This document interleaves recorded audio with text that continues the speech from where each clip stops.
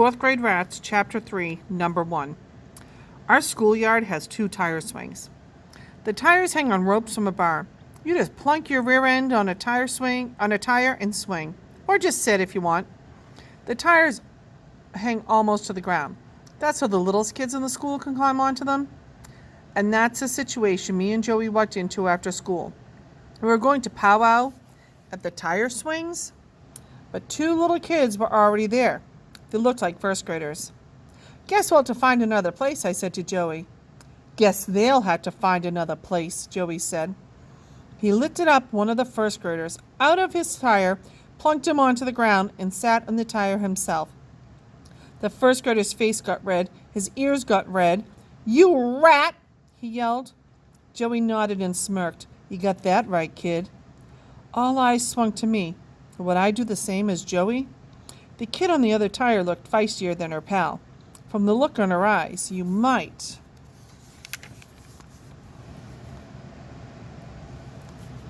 have thought she was a 10-foot cat and I was a mouse. Nobody got a chance to see what I would do because suddenly the kid bolted, tore out of there, and left the tire swing swaying on the rope. I realized she may have looked feisty, but she was scared. The other kid took off too, but not before he yelled, "Rat!" and spit at me. Missed by a mile. First graders are not good spitters. "Sit down," said Joey. I sat on the tire. "I don't feel right about that," I said. "About what?" "About kicking those little kids out." I kept seeing the girl's eyes as she ran. It was the first time anyone had ever been afraid of me. I couldn't figure out how I felt about it. "Suds," Joey said. "Remember the 4th of July at the park?" "What about it?" I said. "The talent show?" "Yeah, the bench." "Huh?" Joey got off his tire. He stood in front of me.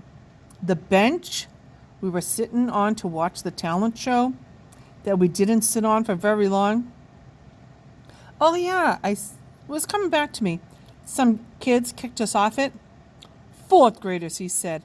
"They dumped us off. They lifted one to the bench real high, so you and me slid off onto the ground." I laughed, picturing Joey and me zooming down the bench. The bench like it was a sliding board. Man, I forgot all about that. "I didn't," said Joey. He wasn't laughing. "So," I said, "now that I'm a 4th grade rat, I'm supposed to go around dumping little kids off of benches? Is that it?" "There's more to it than that," he said. I started swinging. "I'm all ears." Joey got back in his tire. He matched his swinging to mine. "Suds," he said. "You're in 4th grade now. That makes you a rat. Stop fighting it. It's nature's way." "I can fight it if I want." "Yeah, how?" I thought for a minute. "I'll do rotten in school.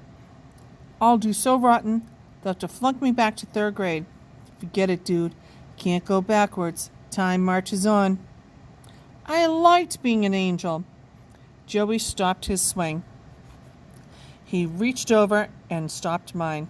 "Suds, you ant brain. Angels finish last. What did you ever get out of it, huh? Did anyone ever say, 'Oh, thank you, Suds. You're so nice. You're such an angel'? Huh? Anybody ever say that?" "Not exactly," I had to admit. "Your mother ever say, 'Oh, Suds, you're such an angel, you don't have to clean your room anymore'?" "Guess not." "Are you allowed to stay up late?" "No." "Are you allowed to go anywhere you want by yourself?" "No." "Are you allowed to say no to your mom?" "Of course not." He poked my tire. "See, that's what I'm talking about." "I'm glad you know what you're talking about," I said, "because I sure don't." "I'm talking about growing up," he said. "I'm talking about not being an angel baby anymore. I'm talking about taking care of number 1 for a change." I felt stupid, but I had to ask, "Who's this number 1? He pointed. "You, dude. You're number 1 for you. I'm number 1 for me." Number 1? That sounded good.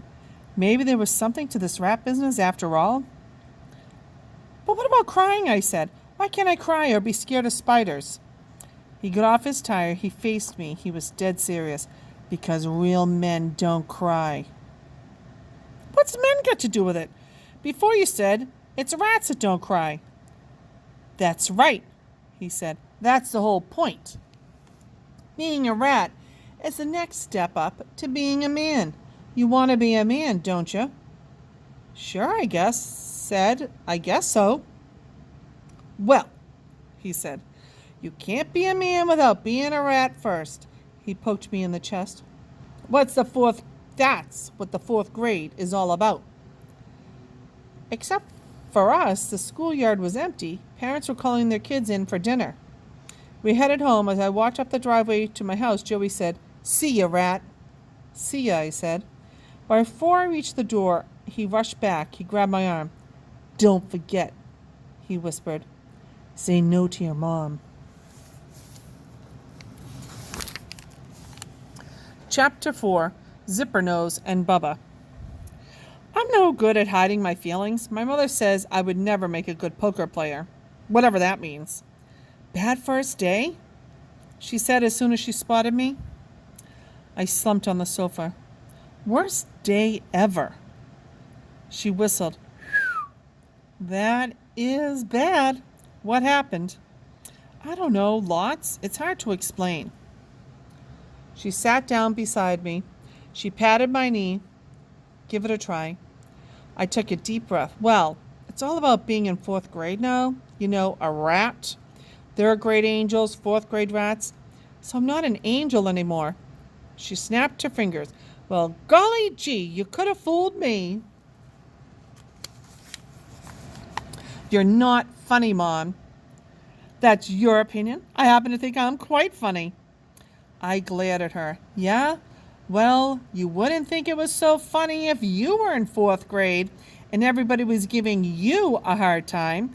Life isn't as simple as it was in the old days, you know. I got problems. Her grin disappeared. Her eyes changed. She stroked my hair. Yeah, I guess you do. Tell you what. She squeezed my leg. It's time for a bath. Yeah, I said. I think so too. I dragged myself upstairs. When I was a baby, I had upset stomachs a lot. It made me pretty cranky. You were not a ton of fun to be with, my mother says.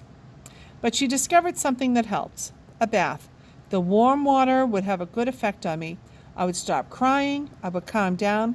Sometimes she would pour in bubble bath. Pretty soon, I'd be laughing and splashing. Suds were flying. My mother says each time a bubble burst on my face, it made a freckle. She said suds gave me my curly hair too. One thing's for sure, suds gave me my name. I stopped having upset stomachs by the time I was 2, but I never stopped liking a warm bath. Doesn't matter what time of day or night it is. If I'm sad or ticked off or wound up about something, I usually felt better if I headed for the water. Well, that's what she meant when she told me to take a bath. 5 minutes later, there I was in the tub with my tugboat and my dinosaur. I guess I had to admit that I was getting a little too old for toys in the bathtub, but I still liked them. They've been with me for as long as I can remember. What was I supposed to do? All of a sudden hate them now? Throw them away? Started thinking about my life, the important things in it. My Disney World t-shirt, my bike, my Klondike bars, my Matchbox car collection, Heavenly Hash ice cream, sliding boards, Spider-Man, Winky, my one-eyed teddy bear, my oldest friend in the world. I tried to picture life without them, but I couldn't. I always thought when you grew up, stuff like bikes and bubblegum just sort of disappeared from your life. You didn't want them anymore. They got replaced by cars and coffee and all. I never thought you actually had to give them up, whether you were ready or not. I thought growing up was just something that happened. You just sort of went along for the ride. But if Joey was right, growing up didn't just happen to you. You had to work at it. And that, according to Joey, meant being a rat. For the first time in my life, I wanted time to slow down. I didn't care if I never had another birthday, as long as I could keep my one-eyed teddy bear. My brain was sore from all this thinking. I ran the faucet some more. I let myself sink into the water. The lower I sank, the better I felt. It was like I could feel time slowing down, feel it stopping, going backwards. Back to third grade angels, second grade cats, first grade babies, little yellow tugboats bobbing in the water, bobbing, bobbing.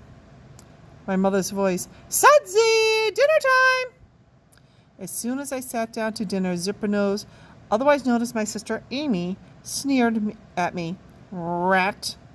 She didn't stop there. She puckered her mouth and raised her lip, baring her two front teeth. I had to admit it was a good imitation. Rat, rat, rat, she went. My mother plopped some mashed potatoes on her plate. Amy, stop. It was too late. Baby brother Bubba was already baring his little fangs and going wat, wat, wat. He doesn't say his R's right yet. Bubba, you too, snapped my mother. Right, Mom. Now Zippernose was nibbling like a rat on a slice of bread. And now Bubba was nibbling like a rat on his hot dog. And now my mother was standing and slamming a serving spoon down on the table. I said stop! And she glared at my father. Elmore!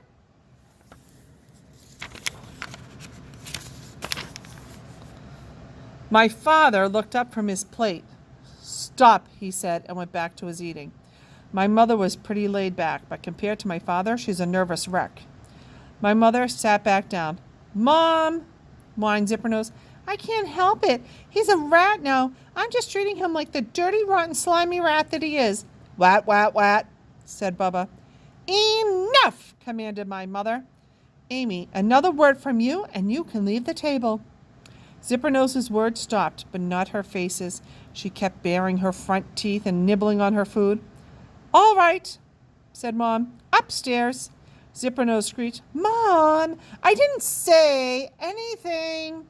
You're making faces.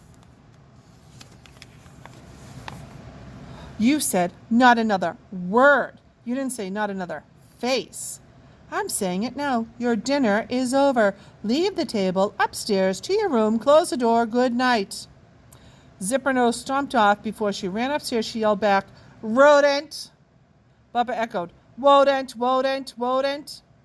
Then he started laughing. When Bubba laughs and eats at the same time, he becomes a midget volcano. Pieces of mashed potato and hot dog were flying everywhere. I slammed my fork down. I'm out of here. I stomped off. My mom called, Suds, here. I didn't say no, like Joey told me, but I didn't say yes either. I just kept going.